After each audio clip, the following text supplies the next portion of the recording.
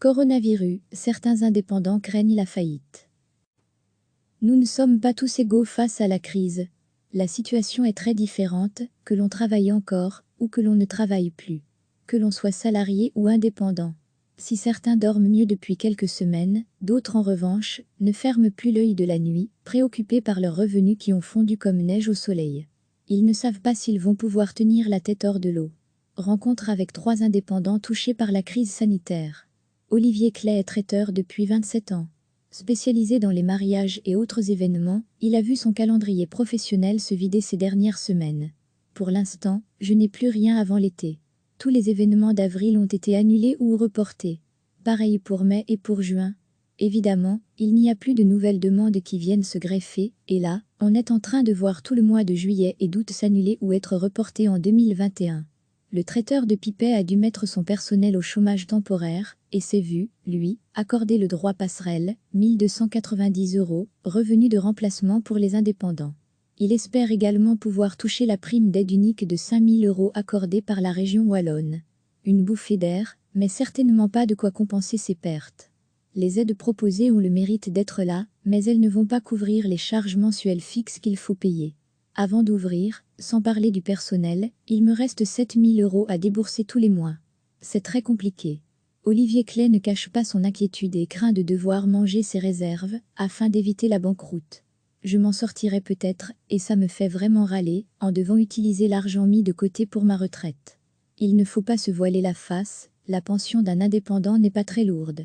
Je toucherai 1 150 € si j'arrête à 62 ans. C'est très compliqué de se projeter avec si peu. Le traiteur avait mis de l'argent de côté suite au décès de ses parents. Il va probablement servir à renflouer les caisses. J'ai la chance de m'en sortir comme ça, mais je ne suis pas sûre que j'en ai envie. Mes parents ont mis des années à économiser pour pouvoir nous laisser quelque chose. Est-ce que j'ai vraiment envie de remettre cet argent dans quelque chose d'hypothétique? Est-ce que la reprise va se faire? Est-ce que les agendas vont se remplir? Dès le début du confinement et l'arrêt forcé de son activité, Olivier avait également fait appel à son assurance pour obtenir un soutien. Mais l'organisme n'a pas répondu favorablement. Perte d'exploitation? Non, ce n'est pas un sinistre. Revenu garanti? Non, il n'y a pas de maladie. Mais si ce qu'on vit n'est pas un sinistre, qu'est-ce que c'est?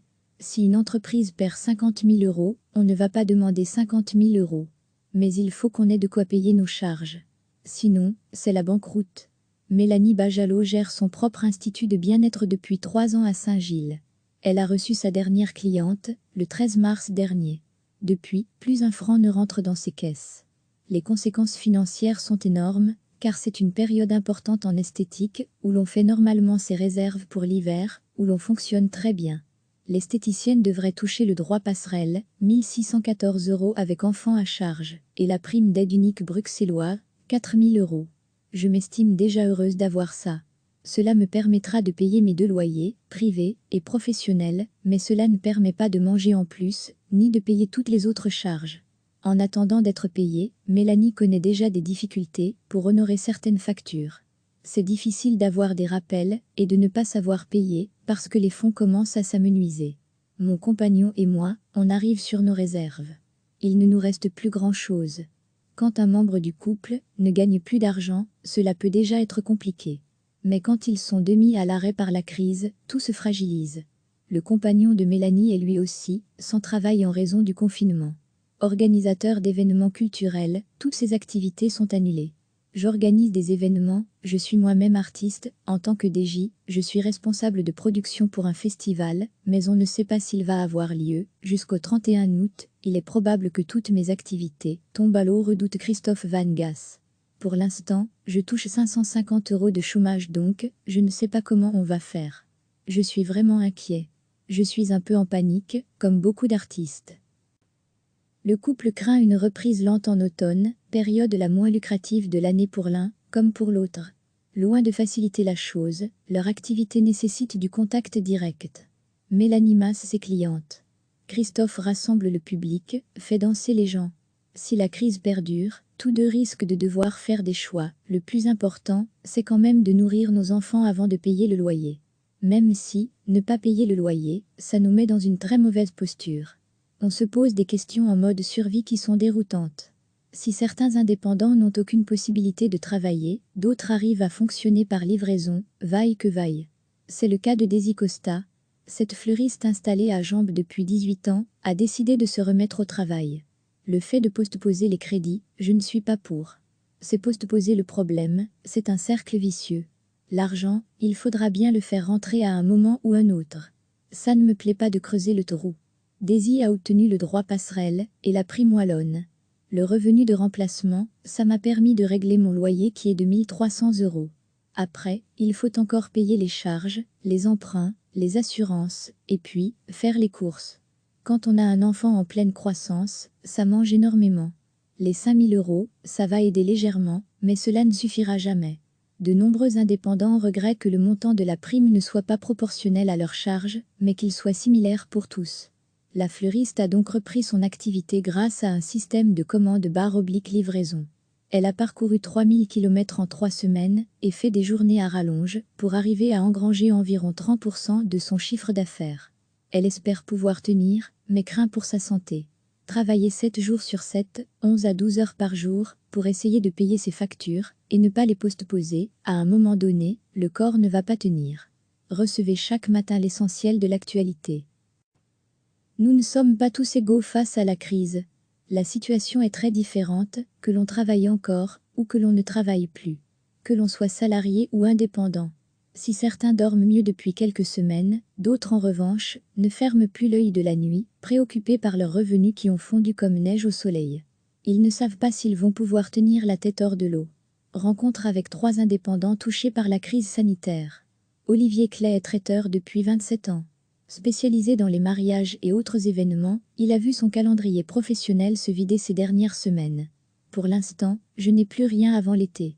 Tous les événements d'avril ont été annulés ou reportés. Pareil pour mai et pour juin.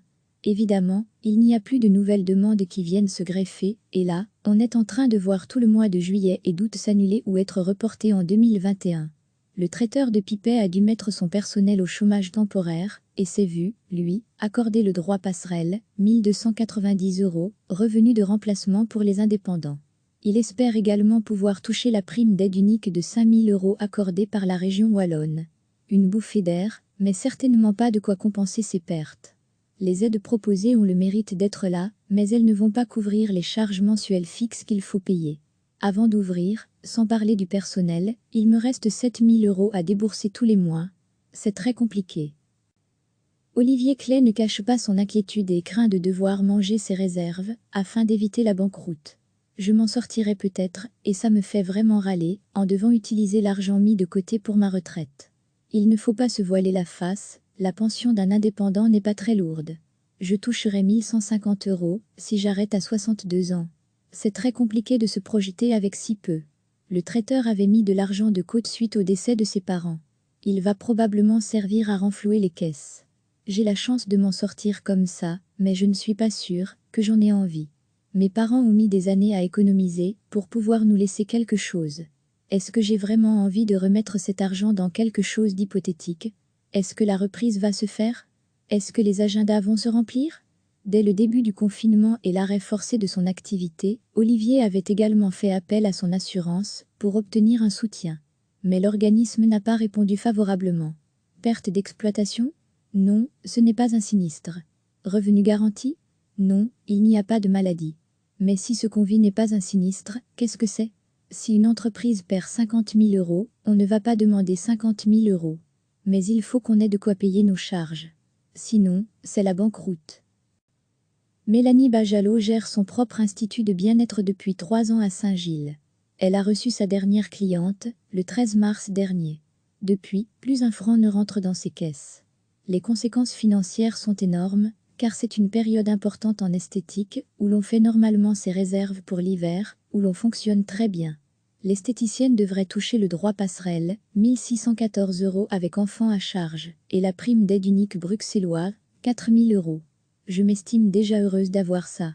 Cela me permettra de payer mes 2 loyers, privés et professionnels, mais cela ne permet pas de manger en plus, ni de payer toutes les autres charges. En attendant d'être payée, Mélanie connaît déjà des difficultés pour honorer certaines factures. C'est difficile d'avoir des rappels et de ne pas savoir payer parce que les fonds commencent à s'amenuiser. Mon compagnon et moi, on arrive sur nos réserves. Il ne nous reste plus grand-chose. Quand un membre du couple ne gagne plus d'argent, cela peut déjà être compliqué. Mais quand ils sont mis à l'arrêt par la crise, tout se fragilise. Le compagnon de Mélanie est lui aussi, sans travail en raison du confinement. Organisateur d'événements culturels, toutes ses activités sont annulées. J'organise des événements, je suis moi-même artiste, en tant que DJ, je suis responsable de production pour un festival, mais on ne sait pas s'il va avoir lieu. Jusqu'au 31 août, il est probable que toutes mes activités tombent à l'eau, redoute Christophe Van Gass. Pour l'instant, je touche 550 € de chômage donc, je ne sais pas comment on va faire. Je suis vraiment inquiet. Je suis un peu en panique, comme beaucoup d'artistes. Le couple craint une reprise lente en automne, période la moins lucrative de l'année pour l'un, comme pour l'autre. Loin de faciliter la chose, leur activité nécessite du contact direct. Mélanie masse ses clientes. Christophe rassemble le public, fait danser les gens. Si la crise perdure, tous deux risquent de devoir faire des choix. Le plus important, c'est quand même de nourrir nos enfants avant de payer le loyer.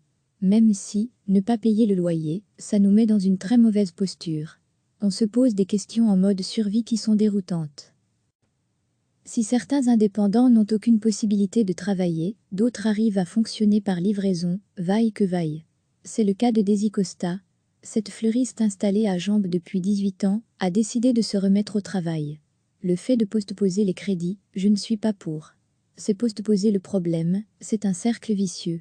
L'argent, il faudra bien le faire rentrer à un moment ou un autre.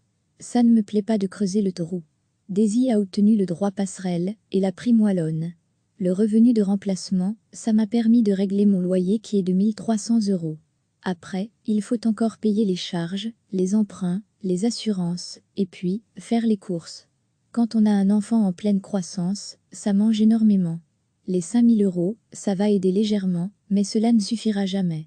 De nombreux indépendants regrettent que le montant de la prime ne soit pas proportionnel à leurs charges, mais qu'il soit similaire pour tous. La fleuriste a donc repris son activité grâce à un système de commande/livraison. Elle a parcouru 3000 km en 3 semaines et fait des journées à rallonge pour arriver à engranger environ 30% de son chiffre d'affaires. Elle espère pouvoir tenir, mais craint pour sa santé. Travailler 7 jours sur 7, 11 à 12 heures par jour, pour essayer de payer ses factures et ne pas les postposer, à un moment donné, le corps ne va pas tenir. Cliquez sur s'abonner pour recevoir les dernières nouvelles.